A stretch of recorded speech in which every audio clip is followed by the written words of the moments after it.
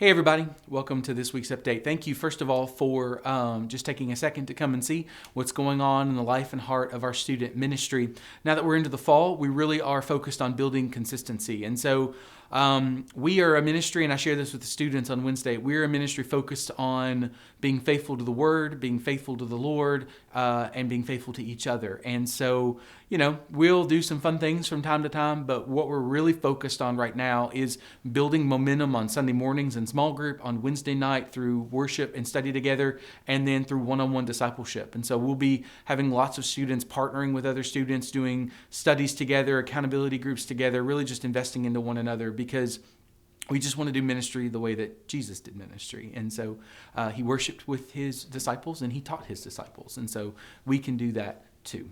So I'm actually going to be out of town for the sake of security. I won't say where.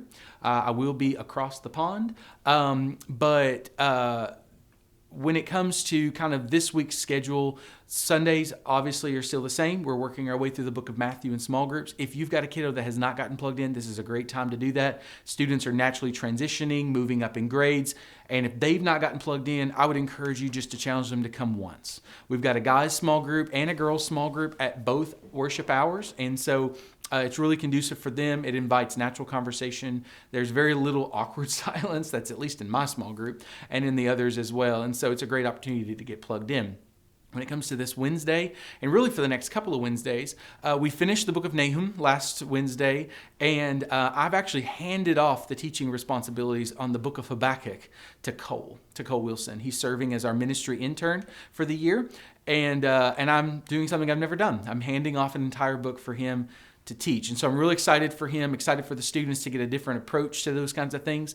But within that, we will also be still doing our 7th grade transition. So we had our first week this past week. This week we will enter week 2 and then week 3.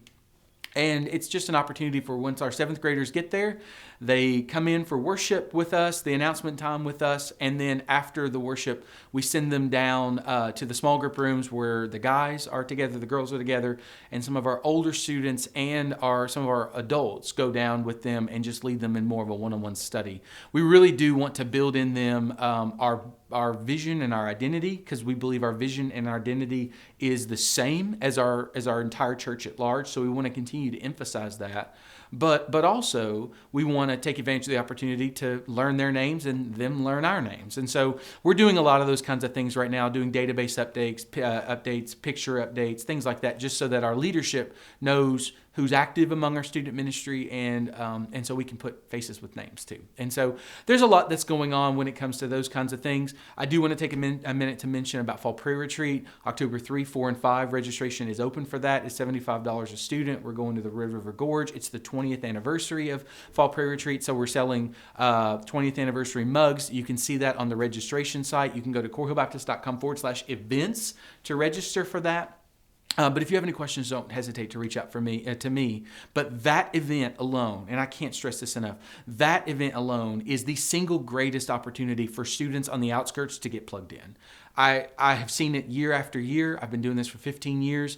It has never failed once. Students who aren't sure, don't really know a lot of people, Fall Prayer Retreat is the catalyst that gets them involved every single time, gets them plugged in, gets them active, gets them worshiping and serving in just a unique way that they struggle to do beforehand. So if you have any questions, don't hesitate to reach out to me. But other than that, we're just trying to be faithful.